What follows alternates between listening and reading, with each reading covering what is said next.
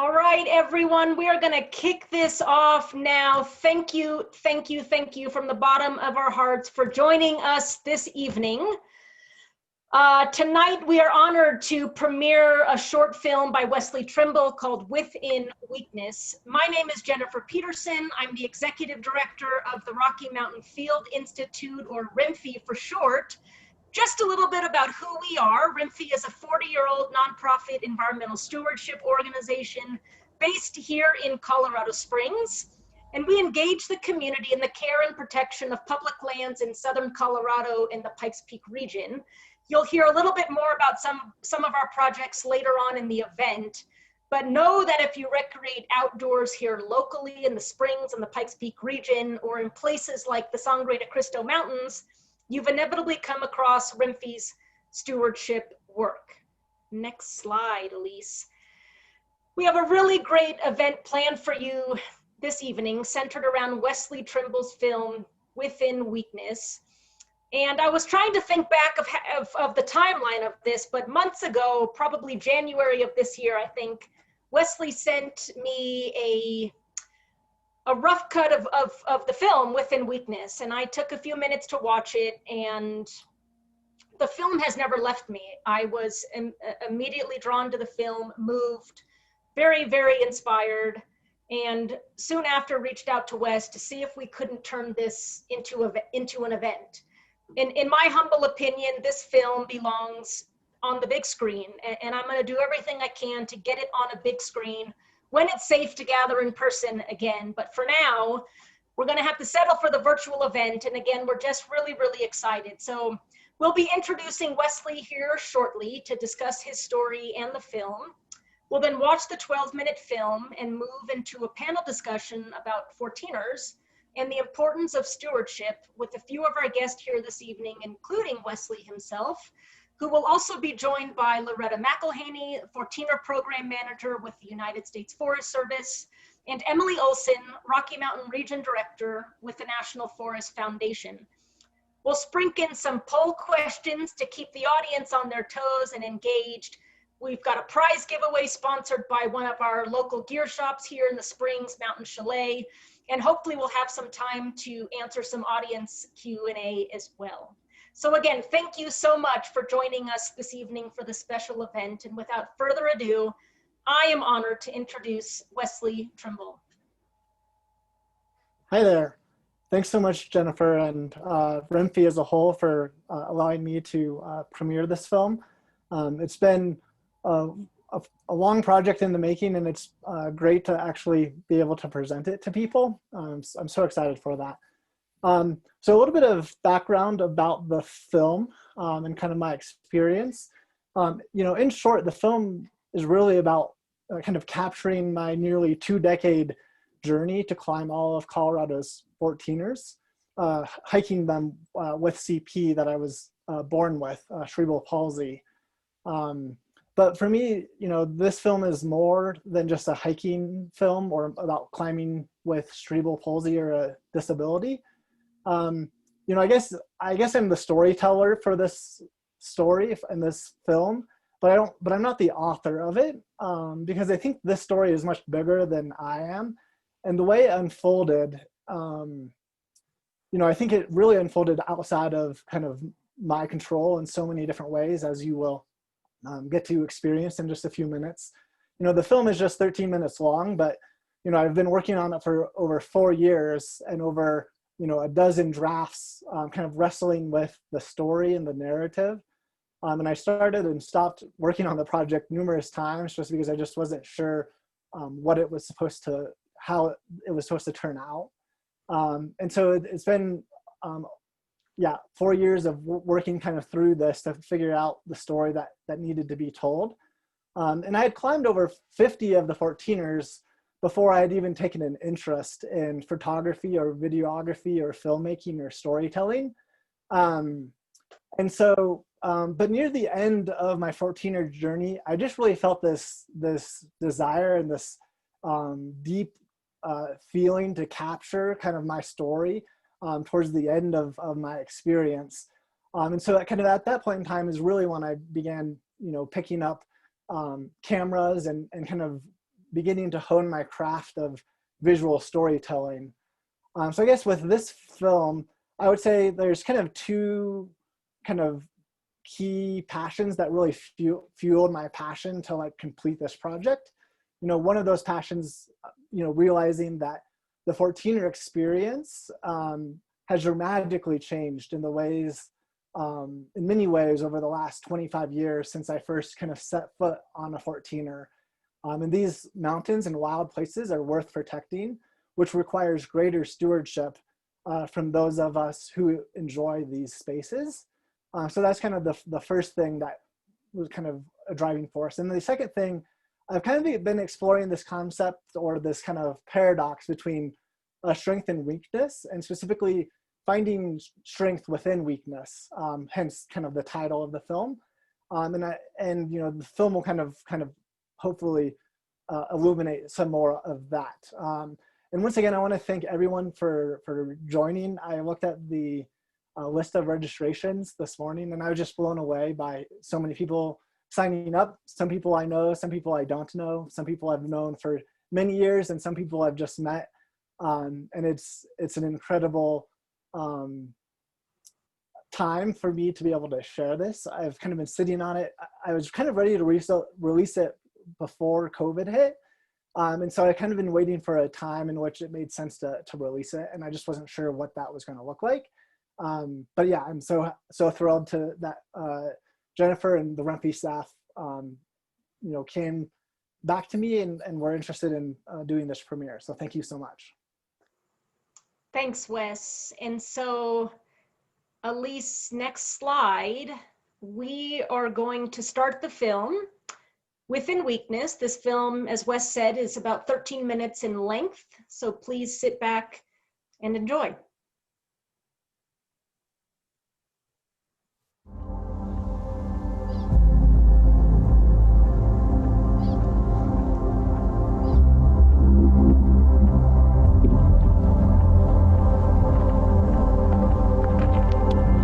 Is it reckless for someone with cerebral palsy to climb all of Colorado's 14,000-foot peaks?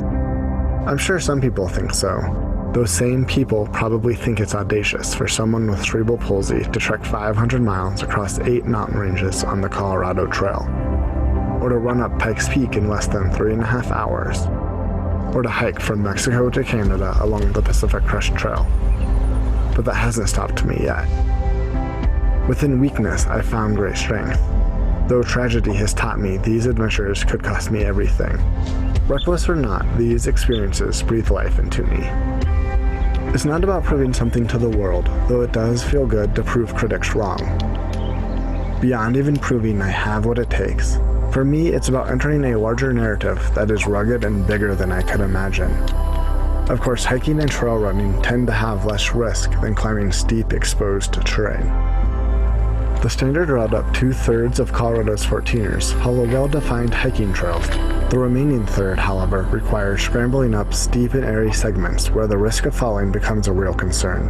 Becoming comfortable on exposed terrain took a lot of experience since my cerebral palsy impedes my balance and coordination.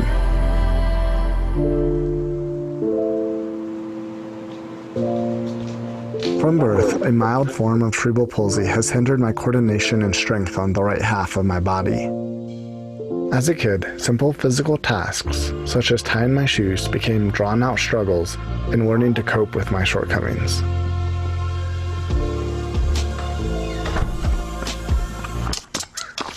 Over the course of my childhood, I had to face my weakness and embrace my limitations to learn achievements. Both big and small don't come quickly or easily. Thankfully, my story extends past my physical circumstances.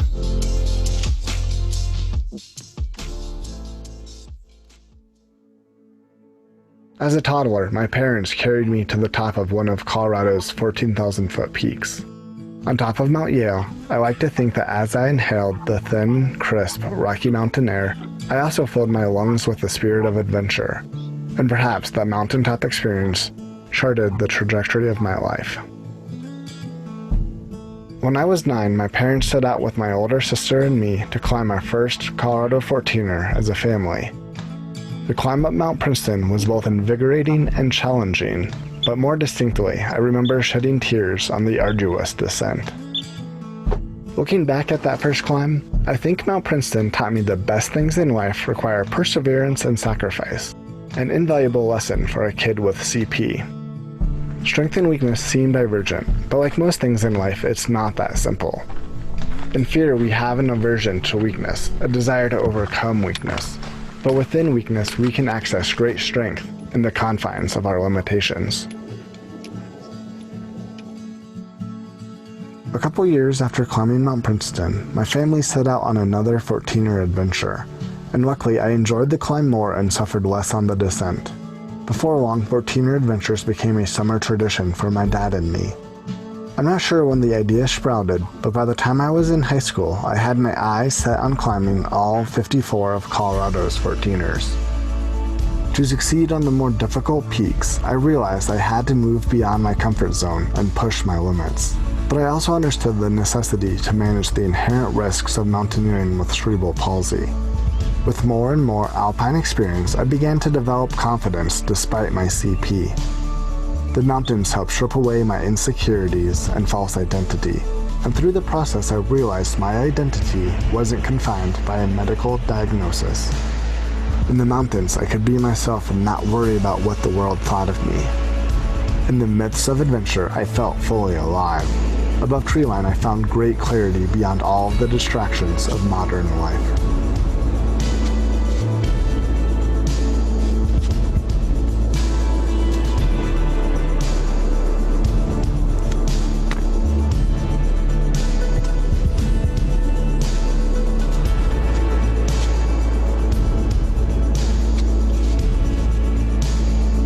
After nearly 2 decades of pursuing alpine peaks, I fixed my gaze upon the Maroon Bells, my last 2 14ers.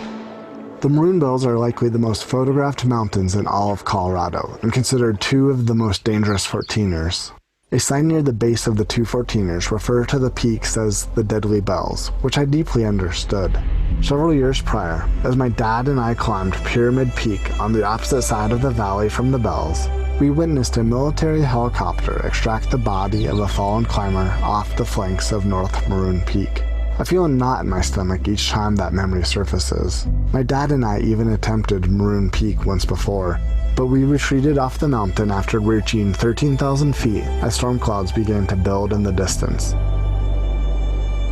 For several years, the Bells lingered unchecked on my list due to bad weather and busy schedules. In 2016, my dad and I blocked off time to attempt the Bells, but a week before our climb, my dad broke the news that his hip was giving him trouble and he wouldn't be able to safely attempt the Bells. I was devastated.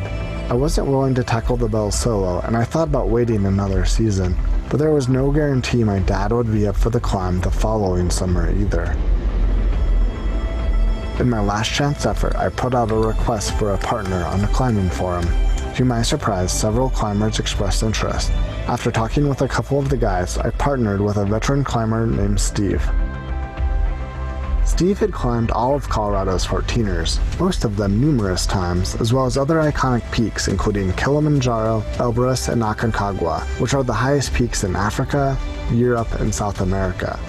I was especially happy to hear that Steve had climbed and led several trips up the Maroon Bells, which was a comfort because I knew route finding on the Bells was tricky.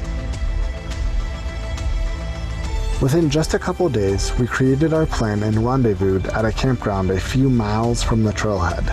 From the beginning of the climb, I was impressed with Steve. He was 68 years old, but hiked faster than the majority of millennials I knew. We progressed quickly up the eastern slope of Maroon Peak to reach the South Ridge. From the ridge, the route became looser and more exposed, but we enjoyed every minute of it. There's something about being fully alive and in the moment. It's so easy to dwell on nostalgia or dream expectantly of tomorrow. But above 13,000 feet, on an airy ridge, I find clarity in the slow and methodical progress up the peak.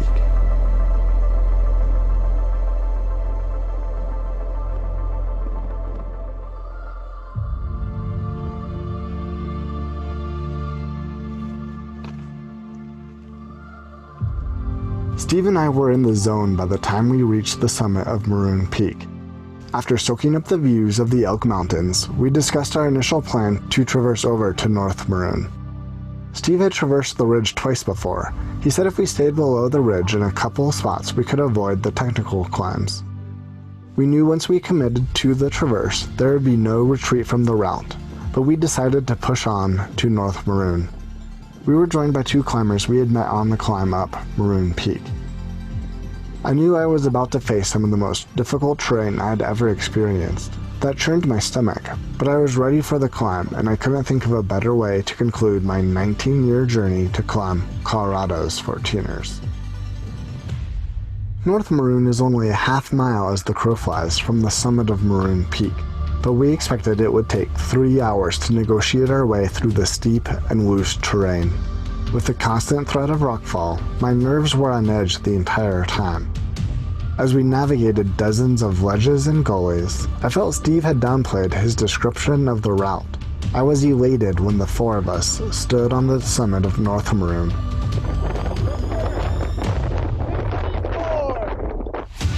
Reaching the summit of my 54th Colorado 14er was euphoric, but honestly I was more excited to be off the traverse than I was to reach the summit. After all, I knew the journey wasn't over. After a brief celebration, we fixed our gaze on the descent. We had less than 4 hours of daylight left, and we wanted to be off the steep, loose terrain before the golden rays vanished behind the rugged ridgelines.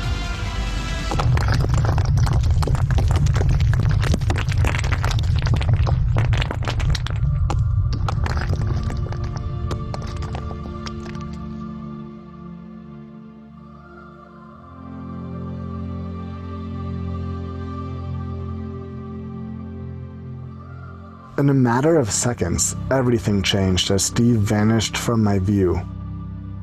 I've never felt so alone as I did on the hike back to the trailhead.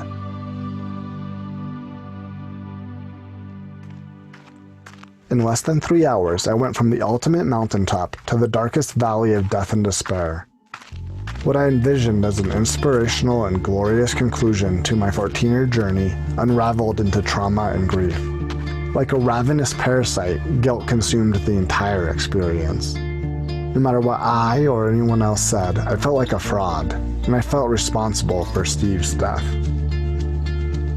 After months of wrestling with guilt and shame, I began to slowly understand deep down in my gut that I chose to climb the Bells, not because it was risky, but because the thin, crisp, Rocky Mountain air filled more than just my lungs. It saturated every fiber of my being and drew me out to experience a deeper and richer life.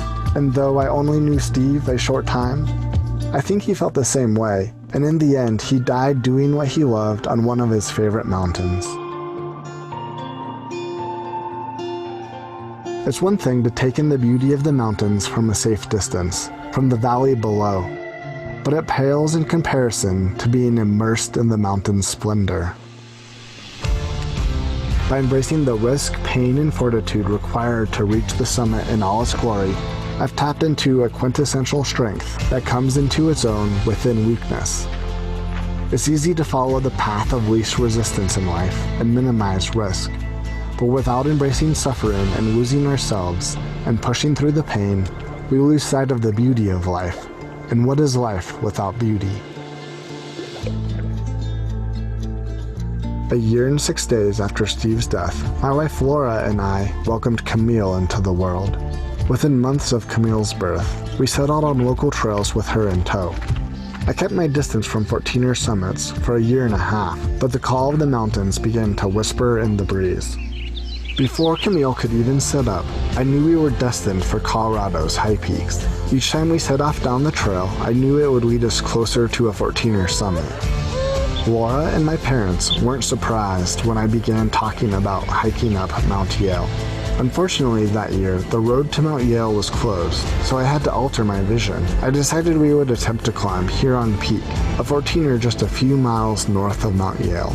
After one failed attempt due to windy conditions, 3 generations of my family reached the summit of Huron Peak 2 days after Camille's first birthday.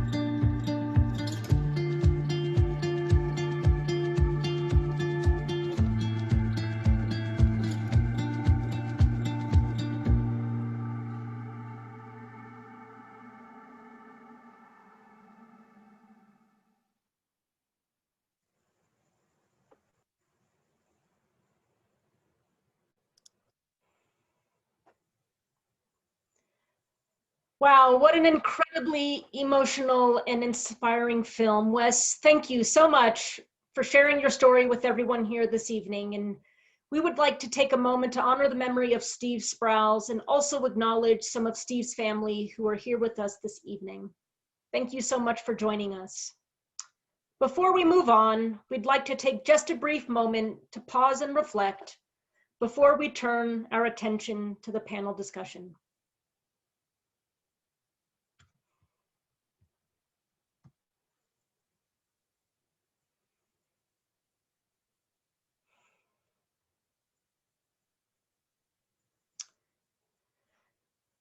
Thank you all for taking this time. We sincerely appreciate it. We're going to move on to the panel discussion, and I'd like to go ahead and introduce our panel members, each of whom will have a few minutes to discuss who they are and the role they play at their respective organizations. And so I know, Wes, you've introduced yourself, but let's hear about your role at the American Hiking Society, if you don't mind. Yeah. So I am the communications and creative director at American Hiking Society. Similar to Rumphy, American Hiking has been around for 40 years. And we are headquartered in DC because we do a lot of advocacy work on Capitol Hill, both through Congress and the federal land managers, as well as we also do a variety of stewardship work across the country as well. Thank you, Wes. Okay, Loretta, I'd like to give you a moment to introduce yourself and discuss the role you play with the U.S. Forest Service. Hi, everyone. Thanks for joining us tonight. I'm Loretta McElhenney. I am the Colorado 14ers Program Manager with the USDA Forest Service. I began my role back in 1993 as part of the effort to develop the partnership to help us to protect and preserve Colorado's 14,000-foot mountains. We knew as a federal agency that we could not tackle the extensive resource damage that we had seen on the mountains without the help of our partners. It's the partners who are the heart and soul of this program. Our work on the 14ers will never be done. The heavy recreational pressure with 350,000 plus annual visitors to the mountains, the steep erosive soils and the fragile environment just is not conducive to building a trail and then walking away.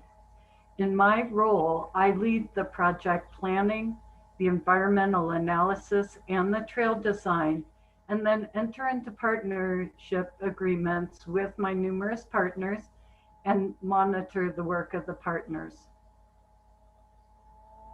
Thank you, Loretta. We appreciate it. And last but certainly not least, Emily Olson with the National Forest Foundation. Emily, do you want to talk to us a little bit more about NFF and your role there? Sure. Thanks, Jennifer. And yeah, it's really an honor to follow your film, Wesley, and to be part of this group of panelists. Hi, everybody. I'm the Rocky Mountain Region Director for the National Forest Foundation. So working across Colorado with wonderful partners like RIMFI and like the Colorado 14ers program that Loretta manages to help care for and restore our national forests and grasslands, and also to engage Americans in caring for all of the public lands, including national forests across our state. So I count myself lucky to be able to work on project planning and fundraising and various elements of 14er projects alongside the other panelists. Wonderful. Okay, so we're going to dive into the panel discussion, but before we do, we want to do just a quick poll with all of the audience, and that will appear on your screen. Tell us, so it should be as easy when the poll comes up, just to click the answer. How many Colorado 14ers have you summited?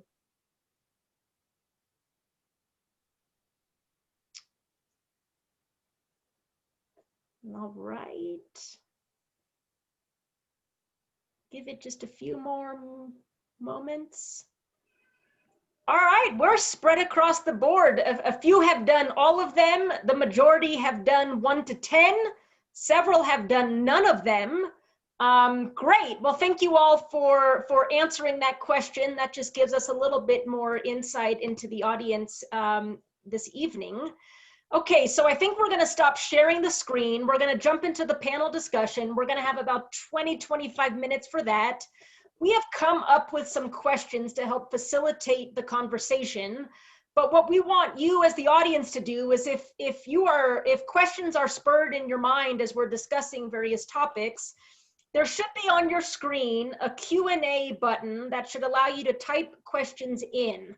There's a little bit debate about where the Q&A button actually is. It could be at the bottom of your screen. It could be in the upper left, but it says Q&A with a couple of kind of chat box logos. So please type your questions into the Q&A.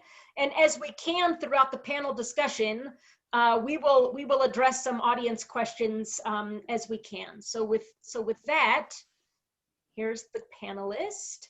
Okay, so first question for the panelists. And I think I'm gonna have, not Emily, not to put you on the spot, but I'm gonna have you go first. First question, how have your experiences in the mountains influenced your personal life and your professional career path? Thanks, Jennifer. Well, I see we have people across the country here today, and I think I'm probably not a unique Coloradan in that I grew up in the Midwest. And I remember driving west with my family to go camping, and we'd always play the game of who can see the mountains first.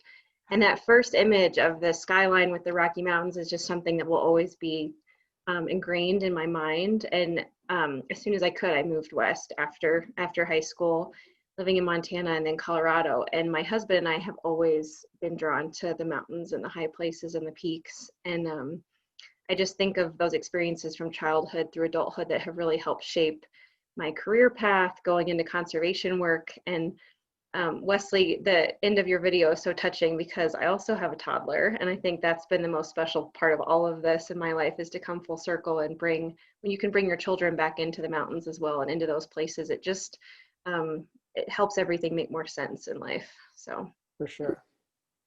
All right, that's a good segue, Wes. Why don't you go ahead and take the question? And we have another one that can dovetail specifically to you. Which is your favorite 14er? If you wouldn't mind telling us that. That was a question from the audience.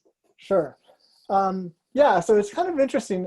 And I don't think I've told you all of this story, Jennifer, but in 2006, in fact, it was August 3rd, 2006, my dad and I climbed Creastone Needle, and we were coming down the trail off of Broken Hand Pass and came across a Renfee crew that was working on kind of the lower section of Broken Hand Pass trail. And I just graduated high school and I was getting ready to go into college. And that's really, that like interaction with that trail crew, like opened my eyes to like, oh, like normal people can do trail work. I had never really thought too much about it. And then so the following summers, I looked into like, what does it take to do trail work? And luckily I applied to work with Rocky Mountain Youth Corps, and they accepted me. And I know there's a handful of RMYC alumni in the group. So shout out to all of them who are on this call. But that's really what like kind of launched my career into conservation and trail work as a whole. And that I think was like one of the first stepping stones of getting to where I am today. That is awesome. Thank you for sharing that. Very cool. All right, Loretta, how have your experiences in the mountains influenced your personal life and your professional career path? Well, I'm really blessed, as the panelists know, to live in Leadville, Colorado. And so I'm going to answer that first question, that question that came out. And that is, my favorite mountain is Mount Massive. And I have had everything from the most horrific experiences to the most beautiful experiences.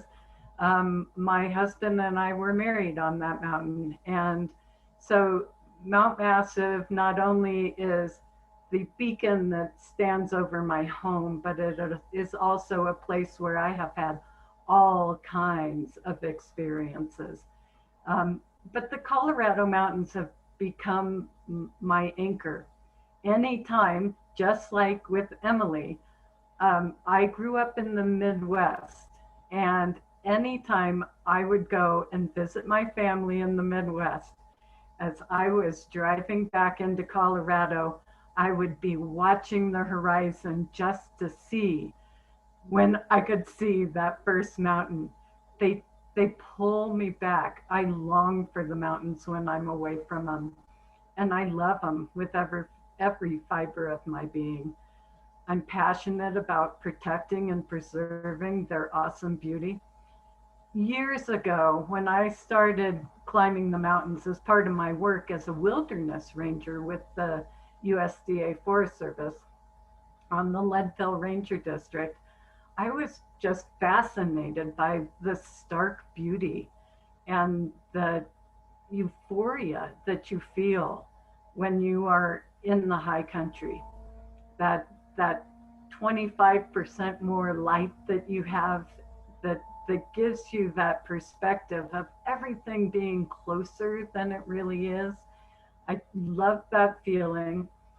I also enjoyed the rarefied air, the dramatic changes of weather. And I set out to learn about that environment as well as I could, and learned that the combination of the heavy snowfall, the bitter winds, the low temperatures, and the mountainous topography creates what is known to be the most severe climate in the world. And that those plants and animals can survive in that environment, why wouldn't I do everything that I could to protect and preserve that area? So really those are the experiences that I had. It's heartfelt, and I am always doing what I can to help protect and preserve. Well, I'm gonna make you keep talking, Loretta, because the next question, and this dovetails nicely with an audience question, is why is it important to protect the 14ers? And along the lines, if you know which 14er range in Colorado is experiencing the most erosion and wear and tear, if you could describe some of that, and so how, why it's important, some of the issues that 14ers are experiencing and why it's important to protect them. Yeah, as far as the ranges that are seeing the most wear and tear, of course, the Front Range, it's closest to the population base. And so, of course, we're going to see the most impacts in those areas. Why protect them?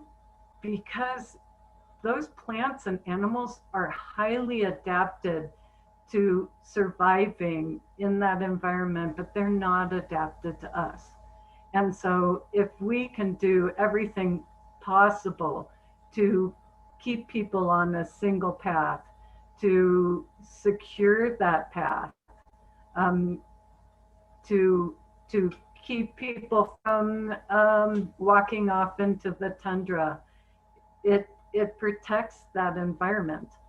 Those plants in the alpine really can only take about 5 footprints before they are damaged to the point of maybe death. And so we enjoy those areas, that stark beauty, the fact that the flowers are the size of a flower you would see in your garden in Denver, but the plant itself is reduced in size.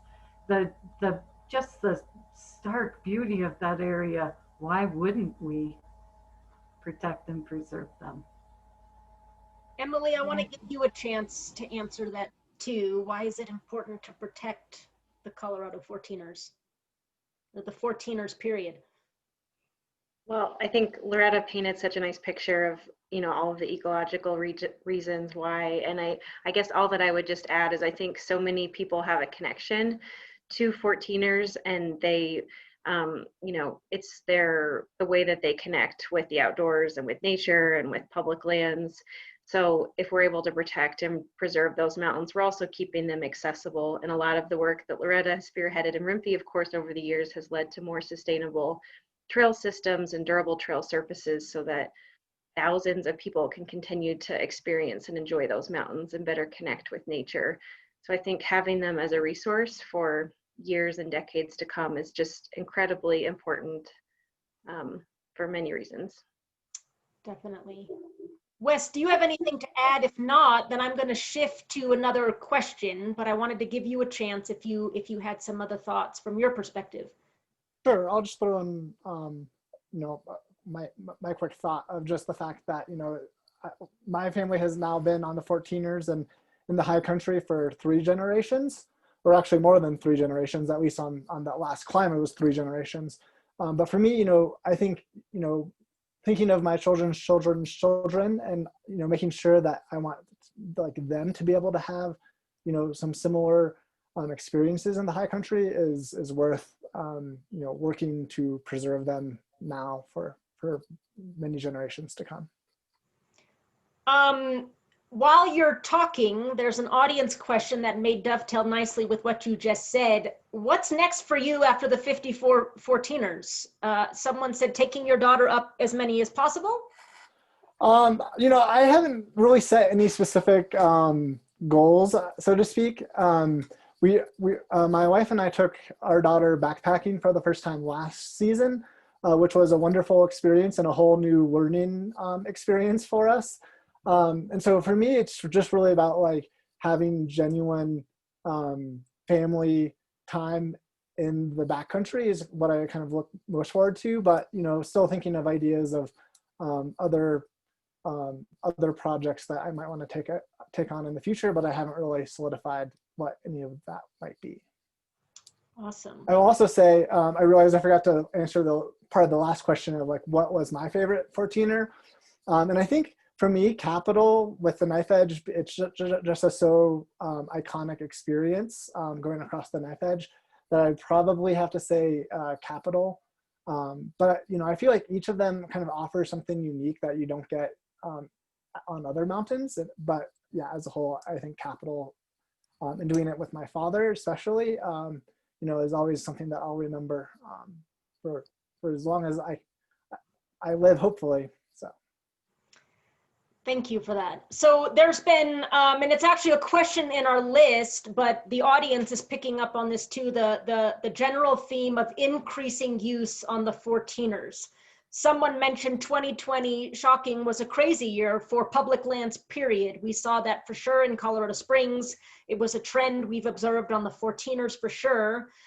So if we can talk about maybe observations and trends in growing use on 14ers, tying that in then with looking forward to the next 10, 25 plus years, what does the future use of Colorado 14ers and maybe just public lands in general look like on the landscape? Are we going to have to move to a permit-based system just to mitigate use and congestion? So Loretta, from a land manager standpoint, let's start with you, and then we'll give others a chance to contribute to that as well. Well, I know that the panelists, maybe some of the audience knows that we do have infrared counters out on many of our non-wilderness mountains. And although we're seeing use over the years at about 350,000 visitors, initial analysis of this year's data is showing that we saw a 20% increase in 2020. Yes, public lands are a great place for us to still be able to be active, even in a pandemic, easily socially distance. And we did see a very large increase. One of the things that we recognized is that we saw a lot of visitors that are very new to recreating on public lands. And it made us very aware of the need to educate And you have probably all seen campaigns that are out there right now to try and educate those new users on what they can do, because no one goes to their public lands to do damage. They go to their public lands to enjoy it, to have that experience, to breathe that rarefied air. They're not doing it to do damage. But sometimes people just don't know. Our visitors just don't know what the right behavior is. And so we do believe that we will continue to see increased use as Colorado's population increases. We're going to see increased use on our public lands. The key is to make access, make sustainable, to make camping sustainable. All of the aspects associated need to be sustainable. Whether we're going to go to a permit system is very up in the air. We honestly do not have leadership support, and we all have mixed feelings about it. We want people out on their public lands. Without people being there, there is no advocacy for public lands. And of anything, we need advocacy. We need people to understand the importance of the public lands, not just to you and I, but to the general population. Thanks for that. Emily, I want to give you a chance to answer that too, but then I want to shift because as time is flying by and there's lots of questions to ask in very little time. So you can shift in as a result of this increasing use and increased degradation that we're seeing, and we've touched on a little bit. Talk about the role that NFF is playing with the Find Your 14er campaign, the partnerships involved with that, and how that is helping to address some of these issues. Sure, thanks, Jennifer. Yeah, so back, 3-4 years ago, it was kind of a perfect storm. Data released by the Colorado 14ers Initiative really showed that clear trend line in increasing use. And they also released a report card scoring 14ers across the state that many of you may have seen or seen in news articles that really showed a terrible situation where many peaks were in the D and F ranges in terms of letter grades for sustainability, while numbers were skyrocketing. So stewardship partners around Colorado came together. The National Forest Foundation has convened that effort called Find Your 14er, which includes Jennifer and Loretta and their organizations, of course. And so we've all been working together, 14er outdoor stewardship partners in the Forest Service across Colorado for 4 years now to help increase the pace and scale of restoration and stewardship work on 14ers. And tackle some of the most challenging problems that are bigger than any one partner can address alone. So we figured out new ways to work together, and through Rocky Mountain Youth Corps, Southwest Conservation Corps, a lot of the groups on here today, youth groups, volunteer groups, stewardship organizations. We've also worked together to raise money to support those big goals and big dreams, and figure out how we can collectively move the needle for 14ers across the state. So yeah, happy to work with all these fine folks on that campaign, and we expect to be going for another couple years. Of course, there are many needs, but we've made good progress to date, having collectively completed trail work on 8 different peaks, with several more prioritized for this coming year. I don't know, Jennifer, Loretta, if you'd want to say anything more, but it's just great to be working on all of that with you. I will speak more after the discussion is over about specific RMFI projects as part of the campaign, but why don't we close with just a round robin maybe of folks on the call or on the Zoom. If they want to find more information, become educated, give back with some volunteer opportunities, support stewardship efforts on 14ers, what is the best way for people to support those efforts and get engaged in that way? And Wes, I'll give you the floor if you don't mind. Sure. Yeah, I mean, obviously at the end of my video, I highlighted 3 excellent organizations that I think anyone should feel excited about volunteering with and or donating to is a big way. as well as I'll also do another plug for American Hiking Society that, through our federal advocacy work, we really work to make sure that Congress approves appropriate funding for public lands and the spaces we love. So there's also kind of that component that I would plug. Awesome, awesome, thank you. Okay, Loretta, you're up. All right. I would say support any of the Find Your 14er partners. They all do amazing work. We would not be where we are without them. To date, we have done work on 46 of the 58 named 14ers in the state of Colorado. This has been going on for a while. I actually entered into this position in 2001, but we actually began working on the 14ers in 1994. And so it's been going on a while. And it, like I said before, it'll never be done. These mountains are steep, they're erosive, and we got a lot of people going up there. So supporting, whether it is going out and educating your friends or donating funds or donating your time, all of the partners are amazing and we couldn't do it without them. All right, Emily, what you got? I don't think I have much new to add, but yeah, get your hands dirty, donate your time to a volunteer group, donate your treasure if you have it. As Wesley said, help advocate for policies to protect these places. And yeah, Loretta, great point on the education piece too. A lot of times people seek advice from their friends and family before they look at a book or an online forum. So yeah.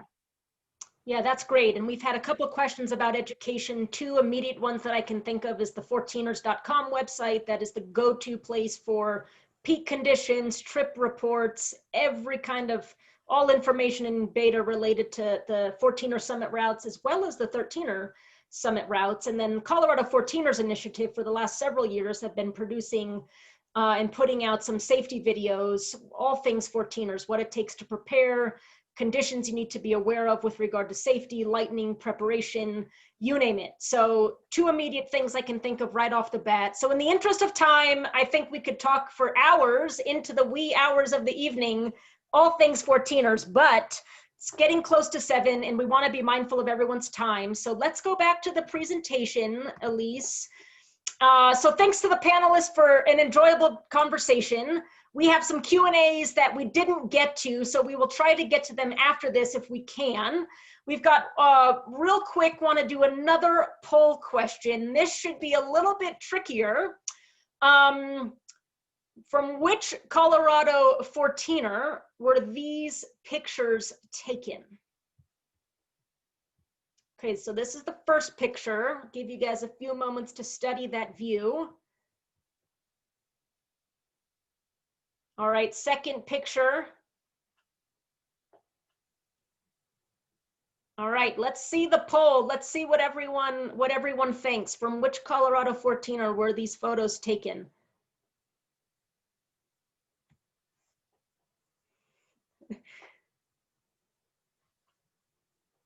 little slower to vote. This is a tricky one.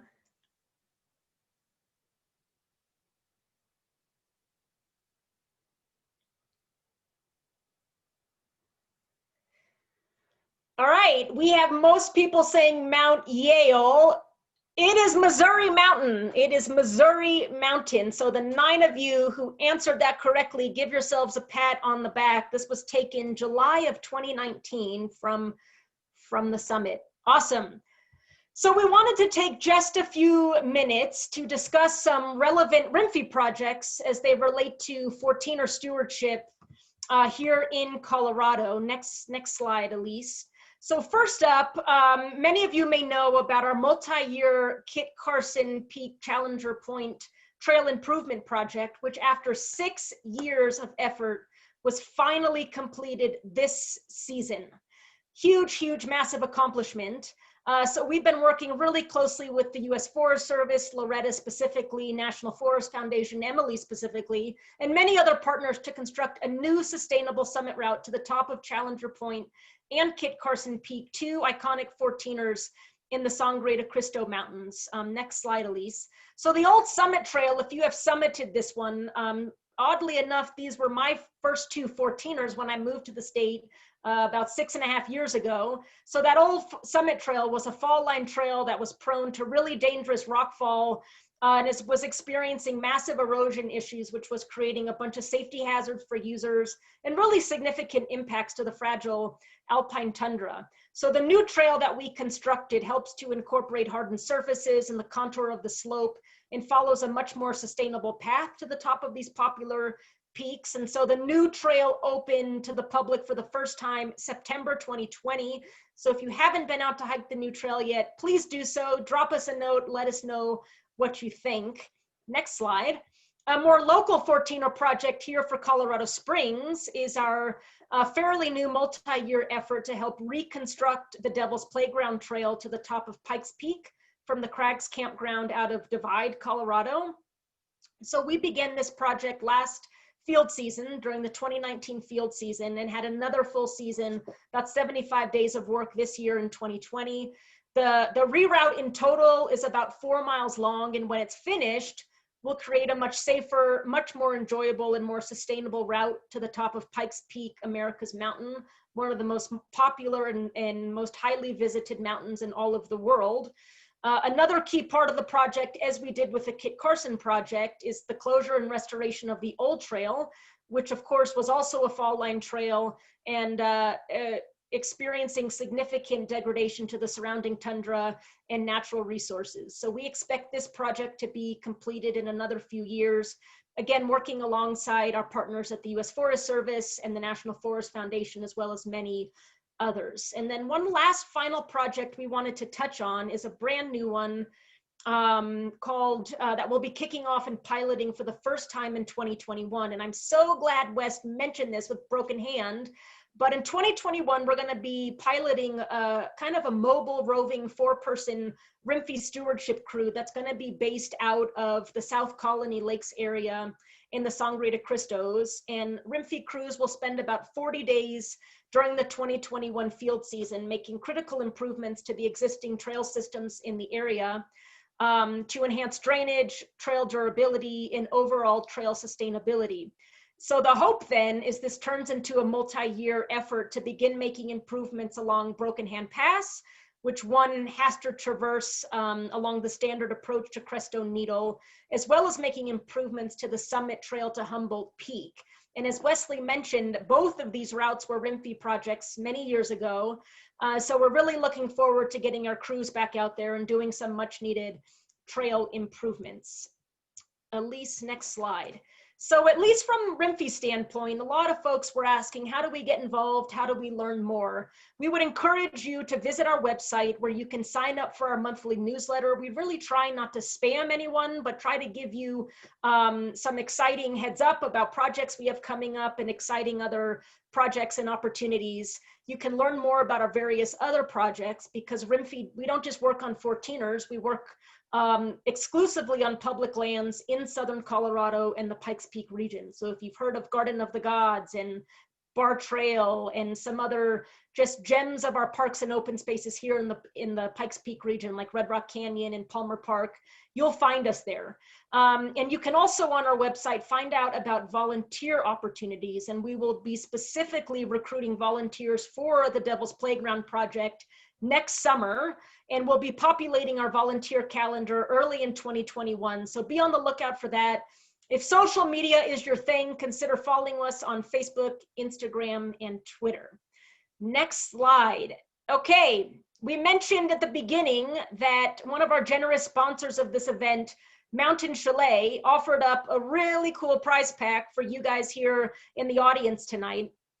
Mountain Chalet happens to be the oldest gear shop in Colorado, and one lucky winner tonight, drawn completely at random, will take home the new Osprey Archeon 30 pack, and the winner will have their choice of either the men's or women's version of the pack, which you can see here in the photograph. And so I'm going to announce the name. I did a random number generator that corresponds with the registration list, super official.